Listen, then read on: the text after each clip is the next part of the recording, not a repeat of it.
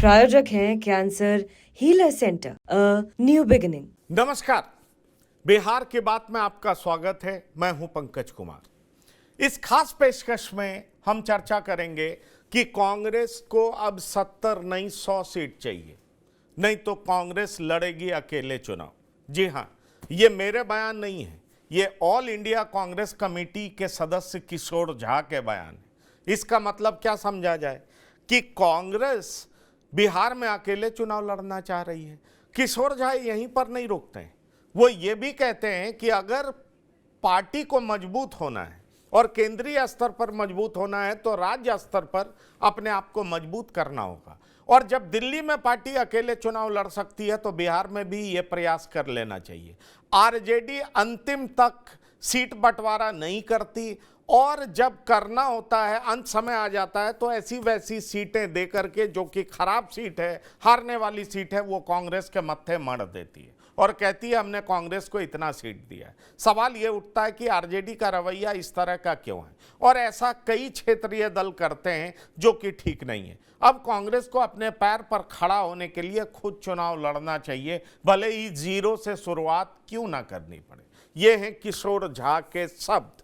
वहीं आपको बता दें कि पार्टी के दिग्गज नेता तारिक अनवर भी कंफ्यूज्ड है, और कंफ्यूजन इस तरह का है कि पार्टी फोरम पर ना बात करके वो एक्स का सहारा लेते हैं और कहते हैं कि पार्टी को तय करनी चाहिए कि क्या वो गठबंधन की राजनीति करेगी या अकेले चुनाव लड़ेगी, क्योंकि बहुत कंफ्यूजन है। ऐसे में बड़ा सवाल उठता है कि आखिरकार कांग्रेस बिहार के बारे में वाकई कंफ्यूज्ड है क्या? 2 बार राहुल गांधी बिहार पहुंचते हैं तो वहां सियासी जमीन टटोलने पहुंचे थे। सियासी जमीन टटोलने तो पहुंचे थे, लेकिन निजी दोस्ती के चक्कर में लालू प्रसाद के घर चूड़ा और चना खाने भी पहुंच गए। तो इसके कई मतलब निकल गए कि दोनों सियासी दोस्त नहीं बल्कि असली दोस्त हैं। पर सियासत में दोस्ती होना अलग बात होती है और असली दोस्त होना अलग बात होती है। तो आखिरकार कांग्रेस क्या सोच रही है?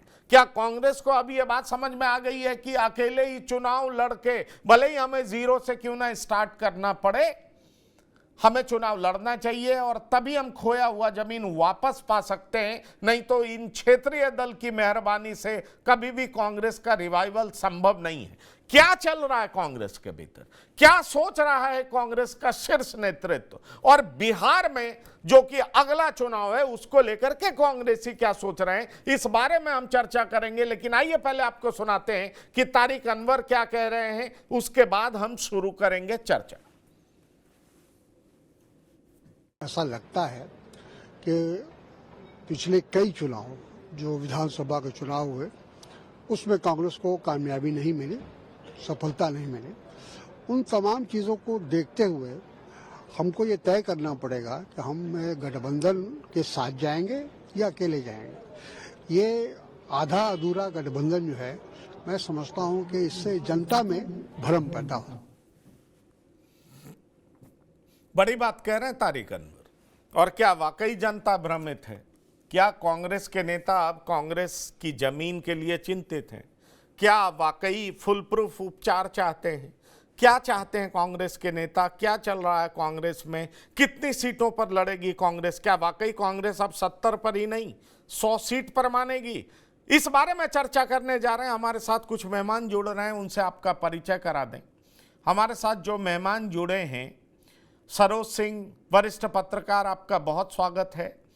सुदीप प्रताप सिंह राजनीतिक विश्लेषक, आपका भी बहुत स्वागत है। और साथ ही साथ विनय कुमार जी वरिष्ठ पत्रकार, आपका भी बहुत स्वागत है। सरोज जी, आपने तारिक अनवर का बयान सुना, आपने किशोर झा का बयान भी पढ़ा होगा, क्या मतलब निकाला जाए? मैं ऐसा इसलिए पूछ रहा हूं कि यकीन मानिए, आम आदमी पार्टी को हरा करके कांग्रेस जितनी खुश थी उतनी बीजेपी अभी भी खुश दिखाई नहीं पड़ रही है। तो इसका मतलब क्या निकाला जाए कि सेम एक्सपेरिमेंट कांग्रेस बिहार में भी करना चाह रही है? देखिए, 2 तरह की बात बिहार कांग्रेस में है। आप सुधाकर आश्रम जाएंगे, 2 तरह की चर्चा होती है। एक चर्चा है कि हम अलग हो जाएं, अलग चुनाव लड़ें, और दूसरी चर्चा है कि जैसा चल रहा है उसे चलने दीजिए, नहीं तो पार्टी की और दुर्गति हो जाएगी, दिल्ली वाला हाल हो जाएगा, 0 बटा सन्नाटा हो जाएगा। तो दो विचार, जब जब चुनाव आता है पंकज भाई, कांग्रेस के अंदर दो थिंकिंग शुरू हो जाती है। फिर अभी विधानसभा चुनाव बिहार में होना है, दो तरह की थिंकिंग है, जो एक तो तारिक अनवर जिसको रिफ्लेक्ट कर रहे हैं, और दूसरी बात जो अखिलेश बाबू रिफ्लेक्ट कर रहे हैं कि तारिक अनवर के बोलने का कोई मतलब नहीं है। अभी बयान दिया पटना में उन्होंने कुछ देर पहले कि तारिक अनवर जो बोलते हैं बोलने दीजिए, पार्टी लाइन बहुत क्लियर है कि हमको आरजेडी के साथ जाना है, इसमें कोई सेकंड थाउट नहीं है। लेकिन जो आम कार्यकर्ता कांग्रेस का है, जो नेता है जिनको चुनाव लड़ना है बिहार से, जो कांग्रेस के साथ जुड़े हुए हैं, सालों साल से जुड़े हुए हैं, उनकी इच्छा यही है कि आरजेडी के पिछलग्गू बन के अब रहने से कोई फायदा नहीं है, हम लोग अलग लड़ाई लड़ेंगे, कुछ सहयोगी दलों को साथ लेंगे, 100 सीट पर लड़ेंगे, बाकी सीटों पर हम लोग बंटवारा करेंगे, मिलजुल के कांग्रेस की जो जमीन है बिहार में एक बार उसको फिर से उपजाऊ बनाएंगे। कांग्रेस पहले भी बिहार में सत्ता में रही है और फिर एक बार सत्ता में आने की उसकी संभावना है। लेकिन जो दिल्ली की राजनीति होती है और पटना की राजनीति होती है, उसमें कांग्रेस फंस के रह जाती है। जब मटन खिलाते हैं लालू प्रसाद राहुल गांधी को और चूड़ा और घुगनी चलता है 10 सर्कुलर रोड में, राहुल गांधी उसको खाते हैं, उसमें कार्यकर्ताओं की भावनाएं दब जाती है। एक ही बात सामने आती है कि जैसा चलता है उसे चलने दीजिए, उसमें ज्यादा एक्सपेरिमेंट करने की जरूरत नहीं है। और हमको लगता है, जो हमारी समझ है, कि कांग्रेस उसी लाइन पर चलेगी। तारिक अनवर अपनी भावनाओं का जरूर प्रकट करते हैं, लेकिन जो कांग्रेस का जो उच्च नेतृत्व है वो यही चाहेगा, क्योंकि बिहार में हम लोग मिलके ही चुनाव लड़े। सीटों की संख्या जो 70 पहले मिली थी, कांग्रेस के लोग भी इस बार जान रहे हैं कि उतनी सीटें कांग्रेस को नहीं मिलेगी। दावा 100 का कर लीजिए, 70 का कर लीजिए, जो कर लीजिए, लेकिन ये केन प्रकारे कांग्रेस कंप्रोमाइजिंग मूड में ही बिहार में रहेगी, आरजेडी को ही बड़े भाई मानेगी, चुनाव लड़ेगी, कोशिश होगी कि जितने एमएलए पिछले बार जीते उससे ज्यादा जीत के आए। और अगर वो अकेले चुनाव में जाएगी तो एक बड़ा जुआ होगा उसके सामने, क्योंकि देखिए जो वोट उनको मिलना है, जिसका उम्मीद कर रहे हैं अपर कास्ट वोट का, वो अपर कास्ट एनडीए के साथ इंटैक्ट है। ऐसा नहीं है कि वो कांग्रेस अगर चुनाव अलग लड़ेगी तो अपर कास्ट वोट या फिर मुसलमानों का वोट कांग्रेस की तरफ चला जाएगा। अभी दिल्ली का उदाहरण पंकज भाई आपके सामने है कि मुसलमानों ने क्या किया। जो बीजेपी को हराने की हैसियत रखेगा मुसलमान वहीं जाएंगे, और आरजेडी वो ताकत बिहार में रखती है, तो स्वाभाविक है मुसलमानों का झुकाव भी आरजेडी की तरफ ही ज्यादा रहेगा। तो कांग्रेस अलग एक थाउट अच्छा है, सोच अच्छी है। नहीं, ठीक है। समय सरोज जी, ये बताइए कि दरअसल जो किशोर झा कह रहे हैं वो भी तो ऑल इंडिया कांग्रेस कमेटी के सदस्य हैं, तारिक अनवर भी दिग्गज नेता हैं, महासचिव हैं। सवाल ये उठता है कि अखिलेश सिंह, ठीक है, राज्यसभा में सदस्य हैं, जमीन पर लड़ना नहीं चाहते, उनके लालू प्रसाद से अच्छे रिश्ते हैं, लेकिन कांग्रेस तो दो धड़े में साफ बंटता हुआ दिखाई पड़ता है। शकील अहमद खान अकेले चुनाव लड़ना चाहते हैं, पप्पू यादव अकेले चुनाव लड़ना चाहते हैं, तारिक अनवर अकेले चुनाव लड़ना चाहते हैं, कन्हैया भी मुझे लगता है कहते होंगे कि कांग्रेस को रिवाइव किया जा सकता है, बिहार में हमें अकेले चलना चाहिए, मुसलमान आ चुका है, दलित भी हमारी तरफ देख रहा है, और जैसे ही इन दोनों का गठबंधन हम बनाएंगे अपर कास्ट हमारी तरफ दौड़ा आएगा, क्योंकि अपर कास्ट को एनडीए में बहुत खुश नहीं है, क्योंकि एनडीए में राजनीति ओबीसी और ईबीसी की हो रही है। आपको क्या लगता है कि जिस तरह का खेल दिल्ली में हुआ, क्यों नहीं एक जीरो से ही शुरुआत किया जाए? कांग्रेस बहुत समय तक बिहार में शासन में रही है, कांग्रेस अगर अकेले चुनाव लड़ती है तो ऐसा तो है नहीं कि लालू प्रसाद को कम नुकसान होगा, ठीक ठाक नुकसान हो जाएगा। नहीं, देखिए, लोकसभा जब चुनाव हो रहे थे तो बिहार में भी ये मामला आया था कि क्यों नहीं हम बिहार में अकेले चुनाव लड़ जाएं, हमारे पास खोने के लिए क्या है, कुछ नहीं है खोने के लिए, हम चुनाव अकेले लड़ सकते हैं। लेकिन फैक्ट यही है कि आरजेडी के सारे शर्तों को मानते हुए कांग्रेस ने लोकसभा चुनाव में भी गठबंधन किया, चुनाव लड़ी, इतनी कम सीटें उसको मिली। वही स्थिति है पंकज जी। हम लोग बोलने का जो बोल रहे हैं कि कांग्रेस के पास अपर कास्ट वोट आ जाएगा, मुसलमानों का वोट आ जाएगा, लेकिन दिल्ली के चुनाव नतीजों को पहले भी ये थिंकिंग थी, लेकिन दिल्ली के चुनाव नतीजों के बाद जहां पर बड़ा जीरो मिला है कांग्रेस को, कांग्रेस का शीर्ष नेतृत्व, मैं रिपीट कर रहा हूं, शीर्ष नेतृत्व अब कोई जुआ बिहार में खेलने के लिए तैयार नहीं है। और हमको तो यहां तक लगता है कि जो अखिलेश सिंह को बदलने वाली बात हो रही थी कि अखिलेश सिंह को बदल दिया जाएगा, अब उस पर भी कांग्रेस नेतृत्व कहीं रिकंसीडर ना करे कि चुनाव तक चलने दीजिए, अखिलेश बाबू के नेतृत्व में ही हम लोग चुनाव करा लेते हैं। स्थिति यहां तक आ गई है। इसलिए जो हमारी समझ है और जो जमीन जो दिल्ली और पटना से जो खबर आती है हमारे पास, उसका लब्बो लुबाब यही है कि कांग्रेस आरजेडी के साथ मिलकर ही चुनाव लड़ेगी। सीटों की संख्या जो हो जाए वो 70 से नीचे कहां तक जाती है बात अलग है, 70 से ऊपर जाना नहीं है। जहां पर कंप्रोमाइज हो जाए, लेकिन चुनाव साथ मिलकर लड़ना है।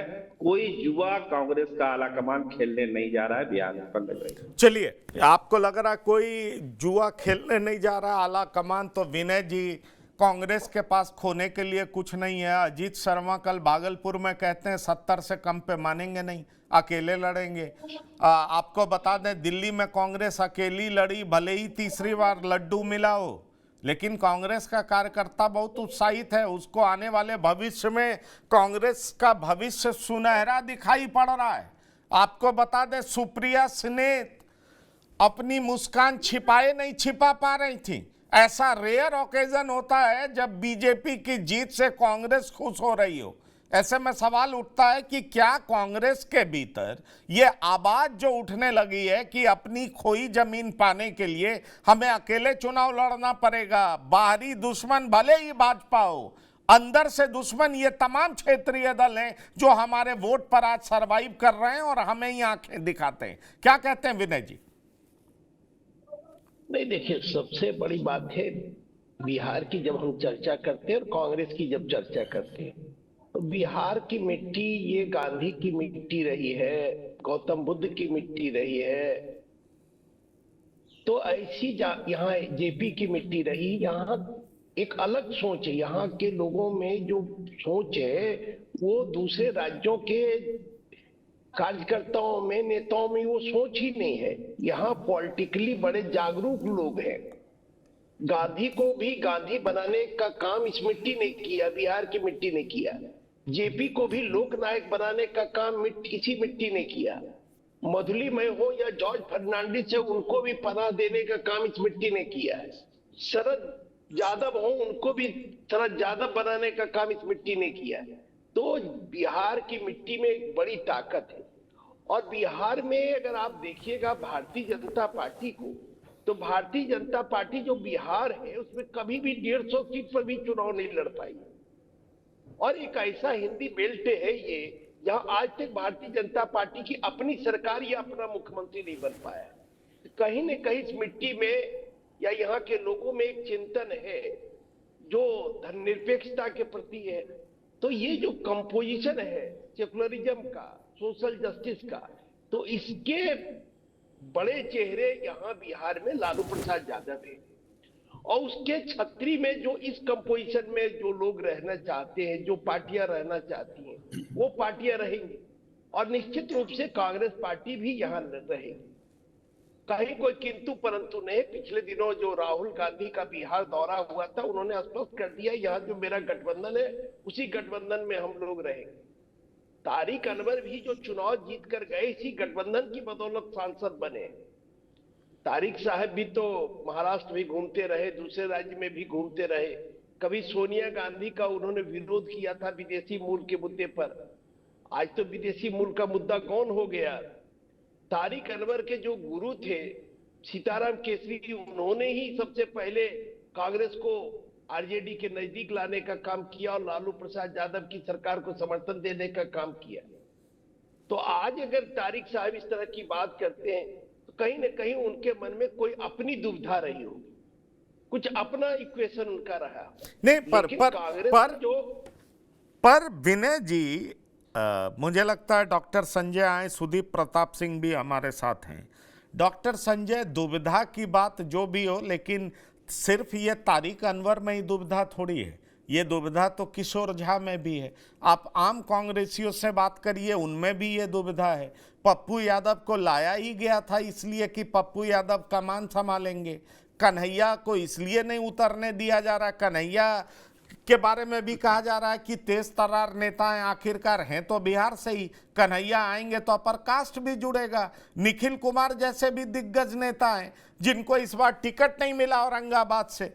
तो ऐसे कई पुराने दिग्गज हैं कांग्रेस में जो कि वापस लौटे। अगर मुसलमान दलित को साध लेते हैं तो अपर कास्ट के नेता भी जुड़ सकते हैं। ये सोच कांग्रेस में इन दिनों प्रबल हुई है। सवाल ये उठता है कि आखिरकार ये आवाज क्यों उठ रही है। आवाज इसलिए उठ रही है ना कि जमीन के नेता ये मान रहे हैं कि हमें अब गठबंधन में नहीं रहना चाहिए, नहीं तो हम पिछलग्गू ही रहेंगे, हमारी हैसियत कुछ नहीं रहेगी। राहुल गांधी भले ही चूड़ा चना खाते रहें, मटन खाते रहें, लेकिन राहुल गांधी भी तो आगे बढ़कर के जातीय जनगणना और उन तमाम चीजों की बात कर रहे हैं जो पहले सोशल जस्टिस की सिंबल माने जाने वाली पार्टी करती थी। तो अब कांग्रेस को लग रहा है कि हम वो स्पेस भी फिल इन कर सकते हैं और दलित और मुसलमान तो मेरा है। देखिए, दो चीजों को समझने की जरूरत है। लोकसभा में आरजेडी कितने सीटों पर लड़ी और कांग्रेस को कितने सीटें दी गई। आरजेडी 4 सीट जीतती है, कांग्रेस 3 सीट जीतती है, और अगर पप्पू यादव की सीट को भी इनके खाते में ले लीजिए तो 4 सीट कांग्रेस भी जीतती है और 4 सीट आरजेडी भी जीतती है। तो लोकसभा का स्ट्राइक रेट अगर देख लीजिए तो कांग्रेस को इतना कमतर करके आंकने की क्या जरूरत है। कौन इनको वोट देंगे, कौन नहीं देंगे, पहले कांग्रेस हिम्मत तो करे।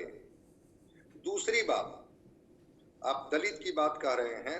प्रतिमा दास जो 19 एमएलए हैं उसमें से 4 जो हैं, 2 तो इधर उधर हो ही गए, उसमें से 4 इनके दलित एमएलए हैं। उसमें प्रतिमा दास का कल बयान है कि भाई पार्टी में कुछ लोगों को टिकट मिल जाता है और बाकी कार्यकर्ता ऐसे ही रह जाते हैं झाल बजाते हुए।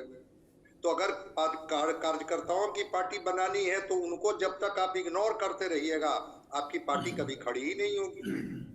ठीक है, वो नेताओं को टिकट दे दीजिए, कुछ चंद नेताओं को, और अगर उसी से पार्टी खड़ी हो जाती है तो ठीक है।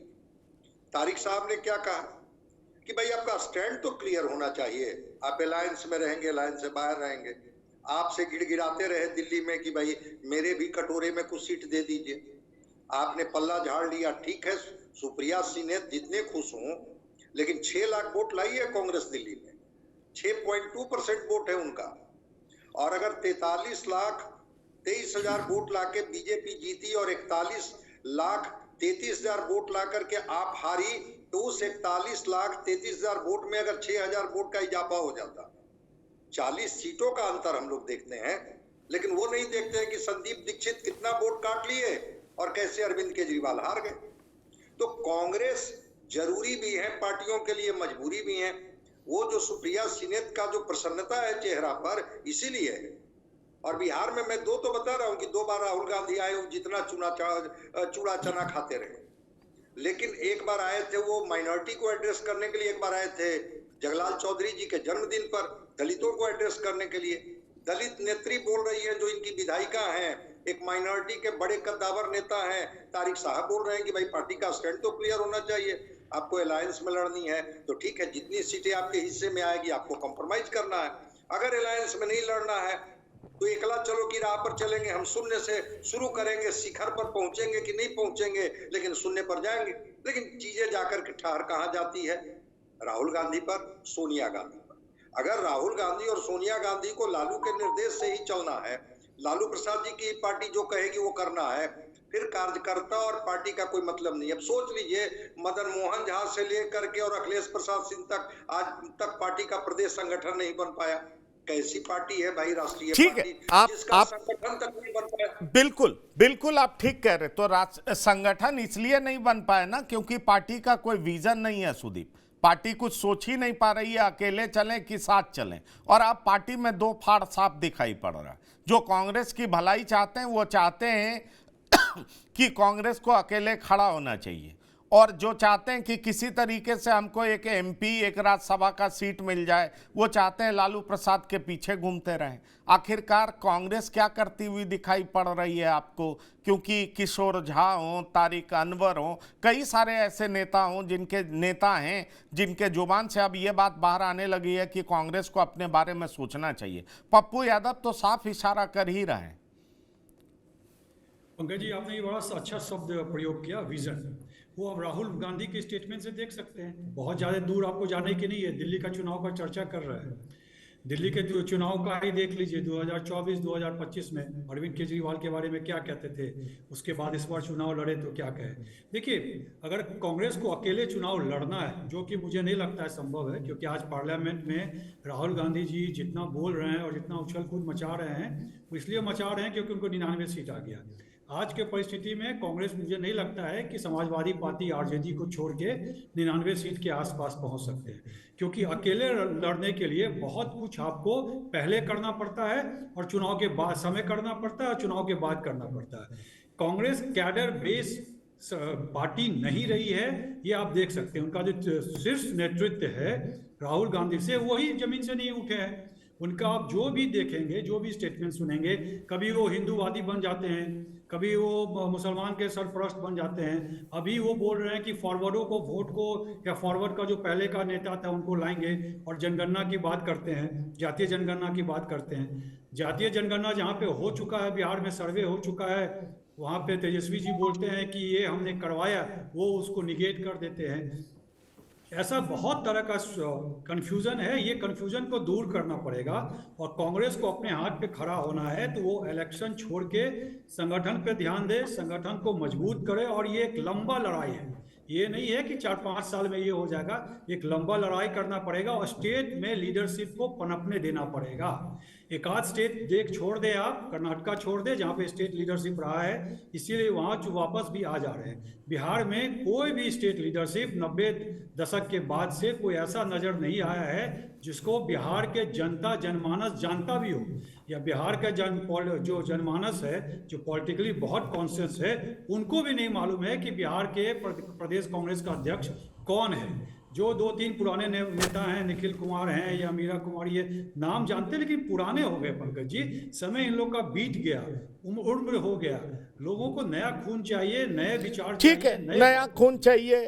पर ये बताइए सरोज जी, राहुल गांधी आए, जातीय जनगणना को नकार दिए, इसके पीछे क्या आपको रणनीति दिखाई पड़ती है? क्यों नकार दिए? क्या एक तरीके से कोई मैसेज था जो राहुल गांधी देना चाह रहे थे? क्या वो ये बताना चाह रहे थे कि ये लोग जो किए हैं उसका कोई मतलब नहीं है, जातीय जनगणना तो कांग्रेस करेगी? ये बात और है कि उनके जातीय जनगणना पर बहुत सवाल उठ रहा है। तेलंगाना में भी वो अपर कास्ट का संख्या ही घटा दे रहे हैं, कई जाति की संख्या ही घटा दे रहे हैं, और पुराना जो जातीय जनगणना किया गया था उसको वेबसाइट से ही डिलीट करा दे रहे हैं, और उसके बाद समझ में ही नहीं आ रहा क्या खाएं क्या उगलें। बहुत सवाल है। और आपको ये पता है, कर्नाटक में कराए, अभी तक पब्लिश नहीं कर पाए, लोगों के सामने नहीं रख पाए, लेकिन बिहार के जातीय सर्वे को फर्जी बताते हैं। इसके पीछे उनकी मंशा क्या है? ये सब सुन करके तो ऐसे लग रहा है कि कहीं ना कहीं राहुल गांधी के दिमाग में भी चल रहा है कि क्यों ना कांग्रेस को अकेले अपने दम पे खड़ा होना चाहिए। जातीय जनगणना जैसे नीतीश कुमार का जो ये एजेंडा था, उसको कांग्रेस ने उसको लोक लिया कि भाई ये एक ऐसा इशू है जिस पर कांग्रेस आगे बढ़ सकती है। पर्पस यही था कि बहुत सारी ऐसी जातियां हैं, बिरादरी है जो नाराज है, जो जातीय जनगणना बिहार में हुई है उससे सेटिस्फाइड नहीं है। दूसरे राज्यों का भी आपने उदाहरण दिया, हम बिहार के संदर्भ में बात कर रहे हैं। तो कहीं ना कहीं कांग्रेस नेतृत्व को ऐसा लगता कि ये जो नाराज लोग हैं, क्योंकि मैक्सिमम लोग को लगता है कि जो जनगणना हुई है वो ठीक ठाक नहीं है। पार्टी लाइन की बात नहीं कर रहे हैं, आम आदमी की बात कर रहे हैं, आप बिरादरी की बात कर रहे हैं, जात की बात कर रहे हैं। तो राहुल गांधी और उनकी टीम को कहीं ना कहीं लगा कि अगर हम फ्रेश जनगणना कराएंगे तो वो जो बिरादरी नाराज है, जात नाराज है, वो कांग्रेस की तरफ मुखातिब हो सकती है। लेकिन इसमें खतरा ये हो गया कि आरजेडी भी उसकी पार्टनर थी जातीय जनगणना में। तो ये समझिए कि एक गोल अचीव करने में एक सेल्फ गोल हो जा रहा है, आरजेडी रेंज में आ जा रही है।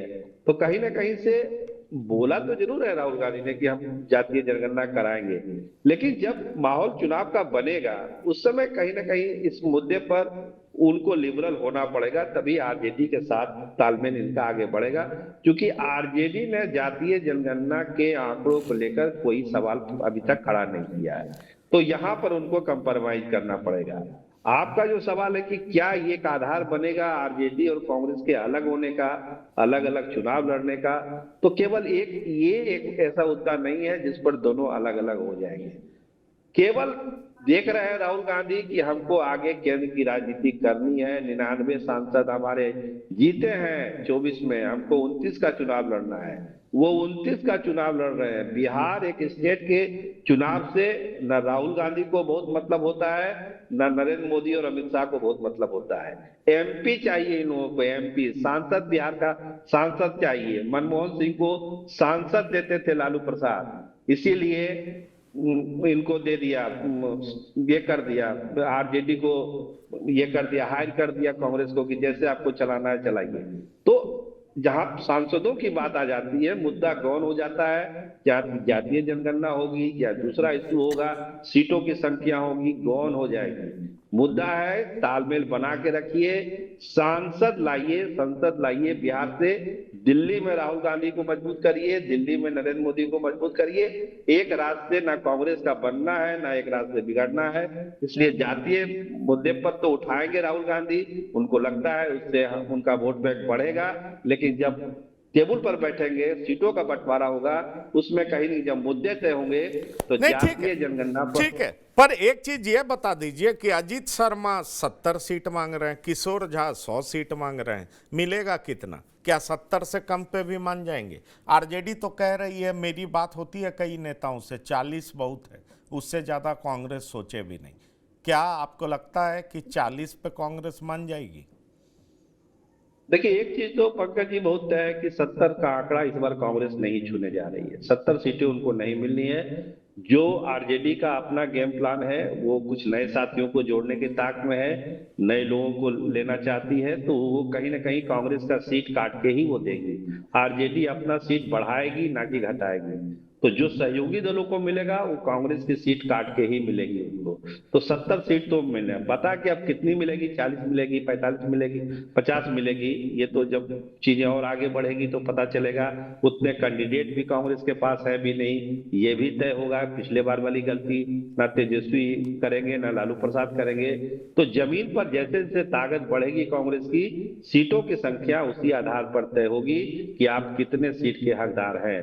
लेकिन इतना है, कांग्रेस भी जान रही है, आरजेडी भी जान रही है, बिहार के ज्यादातर लोग जो सियासत में दिलचस्पी रखते हैं उनको भी पता है कि 70 सीट इस बार कांग्रेस को नहीं मिलने जा रही है। उनको पता है। लेकिन विनय जी ये बताइए कि 40 आरजेडी देना चाहती है, 70 ये चाहते हैं, पर एक बात अभी डॉक्टर संजय ने कही वो बहुत इंपॉर्टेंट इस लिहाज से है कि 41 लाख कुछ हजार वोट आम आदमी पार्टी को मिलता है, 6 लाख कुछ हजार वोट कांग्रेस को मिलता है, और 43 लाख कुछ हजार वोट बीजेपी लाती है, सत्ता में आती है। ये बताइए, कांग्रेस इसलिए खुश है ना कि कांग्रेस कही ठीक है तो हम जीरो पर ही हैं, लेकिन तुमको सत्ता से बेदखल तो कर दिए, और कल तुम हमसे समझौता करोगे तो अब इज्जत के साथ आओगे, हमारी बातें भी तुम समझोगे, मानोगे, क्योंकि हम तुम्हारे साथ नहीं रहे तो तुम सत्ता से बेदखल हो गए, और इससे कांग्रेस की महत्ता कल गठबंधन में बढ़ेगी। आपको नहीं लगता है? अभी सरोज जी कह रहे थे सांसद चाहिए, कांग्रेस को भी चाहिए और अमित शाह मोदी को भी चाहिए। तो भाई कांग्रेस कहे विधानसभा चुनाव अलग लड़ ले, इनको जमीन पे ला दे, और फिर लोकसभा में कहे कि लोकसभा में बंटवारा मेरे हिसाब से, विधानसभा चुनाव में बंटवारा तुम्हारे हिसाब से। तो ये पॉलिटिकल मूव बेहतरीन क्यों नहीं होगा विनय जी? मैं आपसे ये पूछना चाह रहा हूं। देखिए, जहां तक सीटों का सवाल है तो 70 क्या, कांग्रेस के तो लोग 100 चाह रहे हैं। आप ही का आया है बयान की नहीं, मेरा नहीं, मैं इतना बड़ा नेता नहीं हूं, पत्रकार भी आपसे छोटा हूं, समझ गए, इसलिए मेरा बयान नहीं है, ये किशोर झा का बयान है। हाँ किशोर झा, देखिए होता क्या है पंकज जी, हर पार्टी में जो कार्यकर्ता रहता है उनकी इच्छा रहती है हम चुनाव लड़े, तो कार्यकर्ताओं को संतुष्ट करना पड़ता है, इसलिए इस तरह का बयान दिया जाता है। हकीकत जो बड़े नेता होते हैं वो जानते हैं कि हमको कितनी सीटें मिलेंगी। पिछली बार भी लोकसभा चुनाव के समय तमाम चैनल के लोग चला रहे थे कि कांग्रेस को 4 सीट मिलेगी, 3 सीट मिलेगी, लेकिन कांग्रेस को 9 सीट मिली। जहां तक औरंगाबाद की सीट है तो 2019 में भी औरंगाबाद की सीट कांग्रेस को नहीं मिली थी, इसलिए कोई निखिल बाबू को टिकट नहीं मिला ऐसी कोई बात नहीं है। 2019 में भी निखिल बाबू वहां उम्मीदवार नहीं थे, तो कांग्रेस को जो 9 सीट 19 में मिला वही 19 सीट 24 में मिला। फिर इस बार देखिएगा, कांग्रेस के जो प्रदेश अध्यक्ष अखिलेश सिंह कहते हैं, बार बार इस चीज को कहते हैं, हम लोगों से जब बातचीत होती है कि भाई 70 सीट मिला था, इस बार भी 70 सीट मिलेगा हमको, इसमें कहां कोई किंतु परंतु है। अब इन चीजों को वैसे तय करने का काम तो कांग्रेस का शीर्ष आला कमान राहुल गांधी, प्रियंका गांधी, सोनिया गांधी या खड़गे जी करेंगे। निचले स्तर पर इसको काम को लालू जी और तेजस्वी जी करेंगे, उनके साथ में मनोज झा वगैरह रहेंगे। इसी स्तर पर ये चीजें तय होगी कि किसको कितनी सीटें मिलेंगी। लेकिन कांग्रेस की उपयोगिता आज भी है, और अब कांग्रेस जो है पुराने वाला कांग्रेस रहा नहीं। कांग्रेस पर जो दाग लगा था बिहार में 89 में भागलपुर दंगे के बाद, मुस्लिम मतदाता पूरी तरह से कांग्रेस से विमुख हो गए थे और पूरा एक कॉन्स्टिट्यूशन कह सकते हैं आप, पूरा एक सब ध्रुवीकरण हो गया था। आरजेडी, उस समय तो आरजेडी नहीं था, जनता दल यूनाइटेड के पक्ष में विश्वनाथ प्रताप सिंह उस समय चुनाव लड़ रहे थे, लोकसभा प्रधानमंत्री बने थे 89 में, तो कंसोलिडेट कर गया था पूरा वोट उनके पक्ष में। और फिर जब आरजेडी बना और 90 में जब अडवाणी जी की गिरफ्तारी हुई तो वो पूरा वोट बैंक एक तरह से लालू यादव के कब्जे में आ गया। अब स्थिति बदली है, अब कांग्रेस के तरफ राष्ट्रीय स्तर पर मुसलमानों का झुकाव बढ़ा है। कांग्रेस धीरे धीरे रिवाइव कर रही है, और ये जिन राज्यों में आप जाएंगे उन राज्यों का दौरा करेंगे, चाहे उत्तर प्रदेश है या इवन दिल्ली का आप चुनाव ले लीजिए। ठीक है, इस बार सीट कन्वर्ट नहीं कर पाए, लेकिन हर सीट पर इन्होंने अपना उम्मीदवार खड़ा किया, चुनाव लड़ा। और पार्टी का विस्तार इसी तरह से होता है, जब झंडा पताका हर सीट पर फैलता है तब कार्यकर्ता भी उत्साहित होते हैं और जो पार्टी का कार्यकर्ता भी एकजुट रहता है। अगर आप चुनाव नहीं लड़ेंगे तो वो कार्यकर्ता भी विमुख हो जाएंगे। बिहार में भी कमोबेश यही स्थिति कांग्रेस की हुई। अगर 2010 का चुनाव अगर कहेंगे, जब कांग्रेस अकेले लड़ी थी, उस समय कांग्रेस को 4 सीटें आई थी विधानसभा में। अगर वो रफ्तार रह जाता आगे भी तो कांग्रेस और बेहतर कर, ठीक है, गठबंधन की राजनीति में कांग्रेस आपने इतना बढ़िया इंट्रोडक्शन दिया, गांधी की धरती है, जवाहरलाल नेहरू की धरती है, नहीं वो क्या कहते हैं जेपी की धरती है, डॉक्टर राजेंद्र प्रसाद की धरती है, ये सारी बातें सुनने में इतनी अच्छी लगती है। और अब जब हम बिहार को देखते हैं तो अनंत सिंह की धरती नज़र आती है, हुल्लास पांडे की धरती नज़र आती है, सूरजभान सिंह की धरती नज़र आती है, और ये लोग खड़े होते हैं तो पता चलता है कि ये लोग इतने वोट से जीत जाएंगे, इनकी जीत तो तय है। मैं कंफ्यूज्ड हो जाता हूँ विनय जी कि ये धरती है किसकी। इतिहास के पन्ने तो बहुत सुनहरे हैं, लेकिन जब वर्तमान देखता हूं तो बहुत अंधेरा ही अंधेरा नजर आता है। कहीं जो है सूर्योदय होता हुआ दिखाई नहीं पड़ता है। जिस तरीके से पार्टी टिकटों को बांटती है और जिस तरीके से राजनीति का अपराधीकरण हुआ है या अपराध का राजनीतिकरण हुआ है, ये समझ से परे। लेकिन अच्छे लोगों की राजनीति में एंट्री हो पाएगी, और अगर उनके पास पैसों का अभाव है, धन का अभाव है, सामाजिक कार्यकर्ता हैं, तो क्या उनको कोई पार्टी टिकट दे सकती है? इसका चांस मुझे कहीं दिखाई नहीं पड़ता है। और मैं जितना नाम ले रहा हूं, इनको टिकट भी मिलता है, ये मंत्री भी बनते हैं, ये पार्टी को पीछे से समर्थन भी देते हैं, हर पार्टी इसमें इन्वॉल्व। इसलिए जहां तक भी अभी मैं पिछले दिन बिहार में था, समझिए 70 राउंड गोली फूट जाता है, पुलिस को कुछ हवा ही नहीं लगता। अगले दिन जब राजनीतिक माहौल गर्म होने लगता है तो दोनों सरेंडर कर देते हैं, पुलिस पकड़ नहीं पाती है। तो मैं यही सोच पाता हूं कि ये धरती है किसकी। नहीं पंकज जी, कानून का राज है, इसलिए तो सरेंडर करना पड़ रहा है। नहीं आप मतलब चीजों को समझिए, 12 घंटे बाद 12 घंटे बाद 2000 कानून का राज, ये लीपापोती है विनय जी। नहीं, 80 से 2000 के बीच में जिस तरह से बाहुबलियों का वर्चस्व था बिहार में, नीतीश कुमार के सरकार में आने के बाद 2005 में जब नीतीश कुमार आए तो बाहुबलियों पर लगाम लगना शुरू हो गया।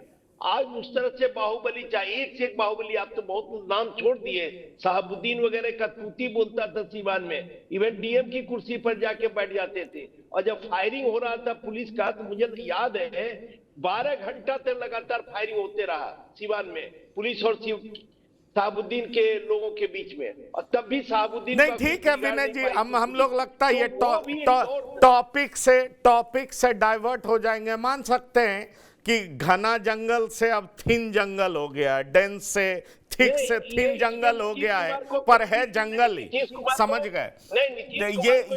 ये इस बात से कोई इनकार नहीं कर सकता, इस बात से कोई इनकार, मतलब मैं तो हैरान हो जाता हूं जिस तरह की रोज आपराधिक घटनाएं देखता हूं आखिरकार। और मैं इसके लिए सिर्फ प्रशासन और राजनीतिक पार्टियों को जिम्मेदार नहीं मानता हूं। मुझे लगता है लोगों का साइकी इस तरह का हो गया है कि आखिरकार इतनी बड़ी संख्या में इस तरह के दादा जीत कैसे जाते हैं, उसमें कोई राजनीतिक पार्टी क्या करेगी, कोई ऑफिसर क्या करेगी, लोगों की पसंद ही यही है। आज आप देखिए कि बिहार में पुलिस बल में सबसे ज्यादा, देश में सबसे ज्यादा अगर महिला का प्रतिशत कहीं है तो बिहार में।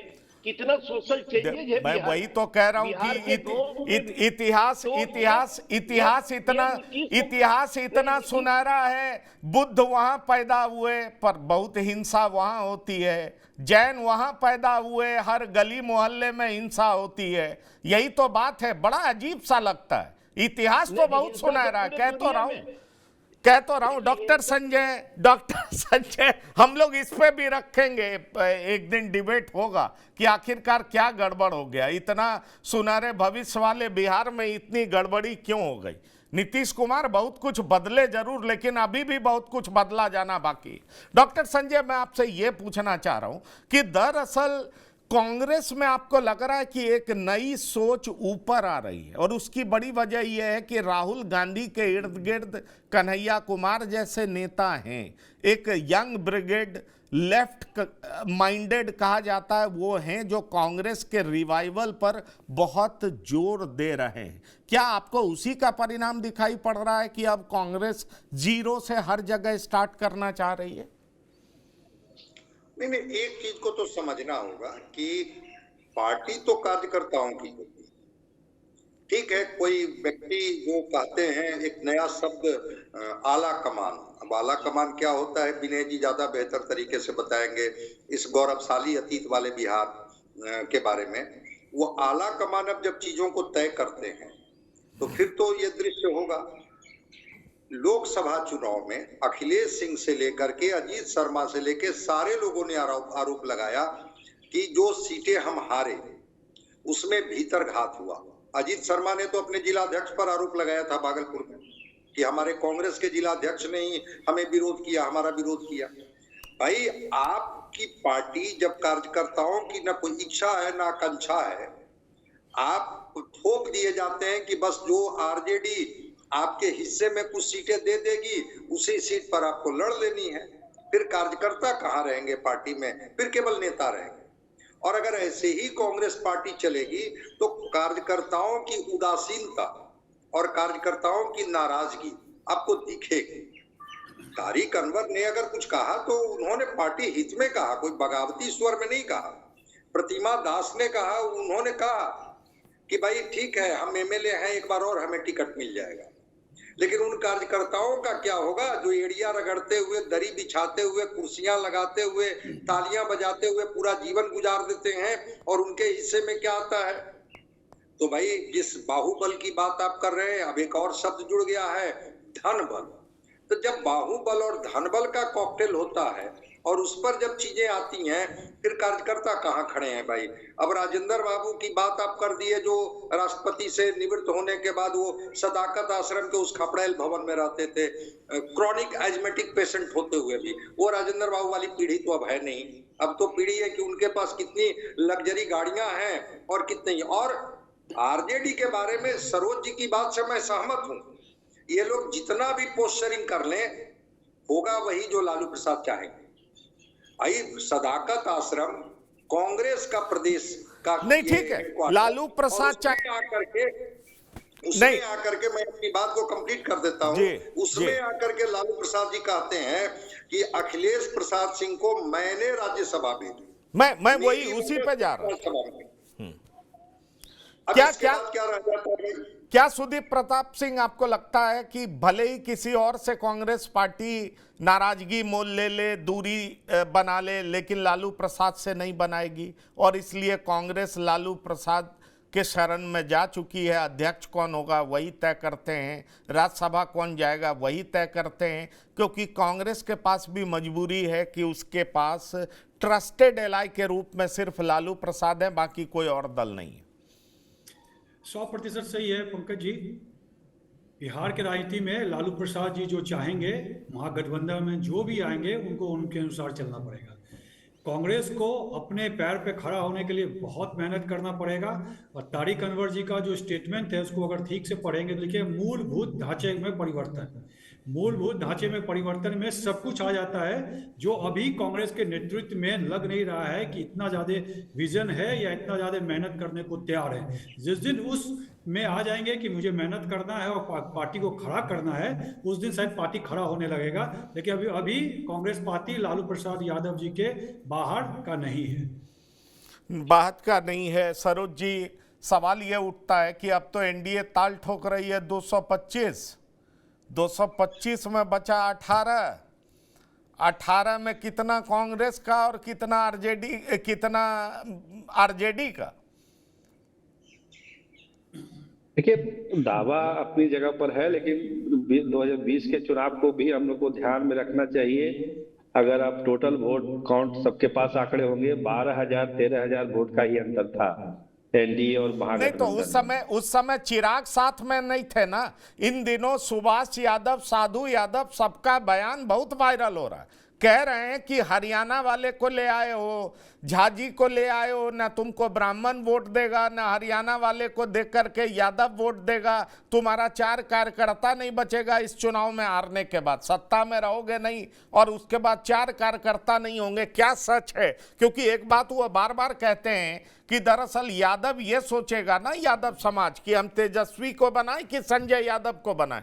तो यादवों में भी जबरदस्त डिवीजन हो रहा है, मुसलमान भी टूट रहे हैं। आप दिल्ली में हैरान हो जाएंगे, 4 मुस्लिम बाहुल्य क्षेत्र को हटा दें तो बहुत सीटें ऐसी हैं जहां तीसरा चौथा मुस्लिम बीजेपी को भी वोट दिया है। ये सी वोटर्स के रिपोर्ट है। तो इसलिए मैं पूछ रहा हूं, चीजें बड़ी तेजी से बदल रही हैं सरोज जी। नहीं, चुनौतियां दोनों के सामने है। इसको बहुत एक साधारण विश्लेषण हम लोग नहीं कर सकते हैं कि एनडीए अभी बहुत आगे चला गया है, महागठबंधन बहुत नीचे चला गया है। अभी वो कहने की स्थिति नहीं है। अभी महागठबंधन की तरफ से भी बहुत सारी कोशिशें हैं, बहुत सारी जोड़ तोड़ होनी है, एनडीए में भी बहुत सारी जोड़ तोड़ होनी है। तो ये जो 2020 का आंकड़ा है उसको एज इट इज उठा के हम लोग 25 में नहीं दे सकते हैं। अभी बहुत परिस्थितियां बदलेगी, चीजें बदलेगी। प्रशांत किशोर एक नया फैक्टर आया है जिस कांग्रेस पर हम आप चर्चा कर रहे हैं आज।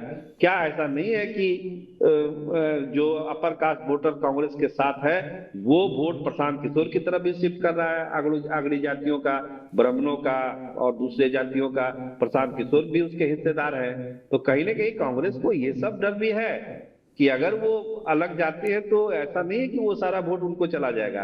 प्रशांत किशोर भी एक हिस्सेदार उसके आ चुके हैं बिहार में। चिराग मॉडल अपनी जगह पे काम था, तो इस बार प्रशांत किशोर मॉडल भी काम करेगा। तो कांग्रेस को ये भी डर सताता है। तो आरजेडी के साथ अलग, जो मूल सवाल पर आज हम लोग डिस्कशन कर रहे हैं कि अलग होगी या नहीं होगी, ये सब डर भी कांग्रेस को आरजेडी के साथ रहने के लिए मजबूर कर रही है पंकज भाई। ऐसा नहीं है कि कांग्रेस के एकदम फ्री हैंड होकर अलग चुनाव लड़ जाएगी। नहीं तो प्रशांत किशोर ठाकुर को आपको क्या दिख रहा, कितने सीट पर मान जाएगी कांग्रेस? उससे कम पे नहीं जाएगी और आरजेडी उससे ज्यादा देगी नहीं। आपके हिसाब से कैलकुलेशन क्या कहता है?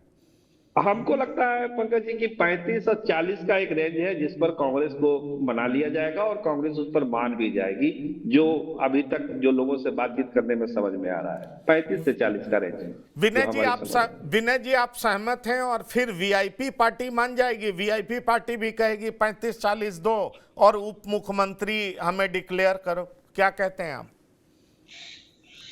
नहीं देखिए, मांग करने में हर्ज क्या है? मांग कर रहे तो यार पार्टी, अगर पार्टी आप चला रहे तो आपको किसी पार्टी से डिफरेंस है, तब तो अपनी नई पार्टी बना के चला रहे हैं। तो मांग करना ये तो एक तरह से कह सकते हैं जनसिद्ध अधिकार है हर पार्टी के नेता का, कार्यकर्ता का। अब वो जब आपको गठबंधन की राजनीति करनी है और गठबंधन में रहना है तो एकोमोडेशन की बात होती है। हम कितना एकोमोडेट कर पाएंगे, कितने सीटों पर, और होगा क्या कि देखिए जहां तक इस बार का जो चुनाव है, आज भी यादव मतदाता चाहे सुभाष यादव या साधु यादव कुछ भी कहे, तेजस्वी यादव के पीछे गोलबंद है। और मुस्लिम, देखिए इस बार का जो चुनाव होने जा रहा है बिहार में पंकज जी, ये डिसाइड करेगा चुनाव, ये अति पिछड़ा जो 36% है और 17-18% जो या 20% के आसपास जो दलित वोटर, ये डिसाइड करेगा इस बार बिहार का चुनाव। और भारतीय जनता पार्टी इस पर काम कर रही है कि 36% और जो दलित 20% के आसपास, 18% 20% के पास जो है उसको कंसोलिडेट करें अपने पक्ष में। अगर इसको जितना ये लालू जी का खेमा और तेजस्वी जी का खेमा जितना इसको काटने छाटने में कामयाब होगी, उस पर ये चुनाव डिपेंड करेगा कि किस गठबंधन को इस बार जीत मिलती है। यादव मतदाता में कहां किंतु परंतु है, यादव तो पूरी तरह से गोलबंद है तेजस्वी यादव के पीछे, लालू जी के पीछे, उसमें कहीं। और मुस्लिम का, अगर ये कांग्रेस और आरजेडी एक साथ है तो मुस्लिम मतदाता भी गोलबंद है। हाँ, कांग्रेस को आप रूल आउट नहीं कर सकते। नहीं, हम रूल आउट नहीं कर रहे हैं, आप हमको सीट बता दीजिए ना, कांग्रेस कितने पे मानेगी? रूल आउट कैसे करेंगे? जब आप कह दिए तो हम रूल आउट बिल्कुल नहीं करेंगे। आप केवल ये बता दीजिए कितनी सीटों पर कांग्रेस मानेगी। 2019 के लोकसभा चुनाव में कांग्रेस अकेले जीतने में कामयाब हुई थी लोकसभा में, आरजेडी एक भी सीट नहीं जीती थी। अब बिहार की राजनीति को समझिए, अगर जब आरजेडी जैसी पार्टी लोकसभा में शून्य हो सकती है तो ये बहुत बड़ी बात थी। और कांग्रेस तब भी जीवित रही। चलिए, कांग्रेस का रिकॉर्ड रहा है, अब तक कांग्रेस कभी शून्य पर आउट नहीं हुआ बिहार में, इसलिए कांग्रेस की ताकत है। और मुझे लगता है कि जो अखिलेश सिंह कहते हैं कि हम 70 सीट ले लेंगे, हो सकता है कि वो लेने में कामयाब भी हो जाए। चलिए, ये बड़ी बात कह रहे हैं डॉक्टर संजय। वीआईपी को कितनी सीट मिल सकती है अगर महागठबंधन में रहती है तो, और कांग्रेस को कितनी सीटों पर मानना पड़ेगा? आपका कैलकुलेशन क्या कहता है? पहले तो वीआईपी के बारे में ये देखना होगा कि क्या वो रहेंगे उनके साथ, ये इंडिया गठबंधन के साथ।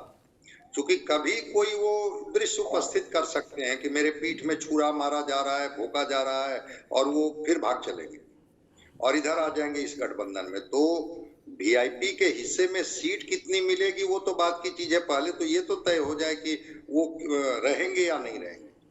हाँ, ये बात जरूर है कि उनको एक सम्मानजनक सीट, चूंकि वो अपना वोट परसेंट बताते हैं कि 6 से 7% है। भाई 6 से 7% वोट कौन सा कॉम्बिनेशन वो बताते हैं जिसमें वो कहते हैं कि निषाद परिवार का 6 से 7% वोट है। तो अगर चिराग के पासवान को इतनी सीटें मिलती है तो हमें क्यों न मिलेगी? तो उनके भी अपने बड़े डिमांड हैं। अब आज तो उनकी कार्यकारिणी की बैठक हो रही है, देखते हैं कौन सा कल अखबारों में आ जाएगा चीजें कि वो कितनी सीट के लिए वो कह रहे हैं या क्या बात करते हैं। कांग्रेस की जहां तक बात है, मैं कांग्रेस को स्पष्ट मैं बता रहा हूं, लालू प्रसाद जी जो चाहेंगे वही। चूंकि लालू प्रसाद जी ने नालंदा की सभा में कह दिया है कि तेजस्वी जी को मुख्यमंत्री बनाना है। तेजस्वी जी को मुख्यमंत्री बनाने के लिए अगर उनको कांग्रेस को छोड़नी भी पड़ेगी तो छोड़ देंगे। क्योंकि ये बार बार वो कहते हैं कि सीटें अगर नहीं घटती कांग्रेस की तो हम शायद, तो फिर कितना डॉक्टर संजय? नहीं, मैं तो बता रहा हूं ना कि कांग्रेस तो दावा कर रही है, अभी तो 2 लोग 3 लोगों का बयान ही आया है, अभी तो चीजें खुली नहीं है। मैं कैसे किन्हीं के बारे में भविष्यवाणी कर दूं कि- चलिए पर सुदीप, सवाल ये उठता है, ऑल इंडिया कांग्रेस कमेटी के सदस्य 100 सीट मांग रहे हैं, आरजेडी कहती है 40-35 से ज्यादा नहीं देंगे। अगर आपके हिसाब से कांग्रेस अकेले लड़ नहीं पाएगी, आरजेडी भी चाहेगी कांग्रेस साथ में रहे, तो बात कितने पे बनती हुई दिख रही है आपको? पंकज जी, 70 से ज्यादा तो मिलने वाला है नहीं, और आरजेडी कह रही है 35-45, ऐसा चर्चा है। काफी सारे आरजेडी के एमएलए वगैरह भी बताते हैं कि बहुत, अगर राहुल गांधी और लालू प्रसाद जी के बीच में चर्चा हुआ तो 50 से ऊपर तो नहीं जाने वाली। अच्छा, और वीआईपी को क्या देख रहे हैं? वीआईपी को कितनी सीटें दी जा सकती हैं? ठीक है संजय जी, जैसा बोले कि वीआईपी का बहुत ज्यादा ये चल रहा है कि वीआईपी अगर एनडीए में आ रहा है कि महागठबंधन में, अब इस पे निर्भर करता है कि कहाँ जाते हैं और क्या उनकी डिमांड होती है। लेकिन कोई ऐसा बहुत फिनोमिनल जंप तो नहीं मिलने वाला है उनको भी। 29-30 सीट तो कम्युनिस्ट को रहेगा ही रहेगा, जो उनका पहले भी था। हाँ, ये मेरे पास भी जानकारी है कि सीपीआई-एमएल का बेहतर स्ट्राइक रेट रहा है, इसलिए आरजेडी ज्यादा सीटें सीपीआई-एमएल लेफ्ट के साथ शेयर करना पसंद करेगी, उसके बाद ही कांग्रेस को तवज्जो देगी। अब ये देखना दिलचस्प होता है कि जो कांग्रेस के बड़े नेता डिमांड कर रहे हैं 70-100, किशोर झा तो 100 की बात कर रहे हैं, आखिरकार आरजेडी मानती कितने पे है? और आरजेडी अगर कांग्रेस के एक्सपेक्टेशन के मुताबिक सीटें नहीं देती है तो क्या कांग्रेस दिल्ली की तरह अकेले चुनावी मैदान में उतरेगी? हम लोगों की निगाहें बनी रहेंगी। विनय कुमार जी, सरोज सिंह जी, सुदीप प्रताप सिंह और डॉक्टर संजय कुमार, आप तमाम मेहमानों का बिहार की बात में शिरकत करने के लिए बहुत बहुत धन्यवाद और शुक्रिया। तो बिहार के बात में इतना ही। ताजा तरीन खबरों के लिए आप लगातार देखते रहिए TV9। धन्यवाद, नमस्कार। प्रायोजक हैं cancer healer centre, a new beginning.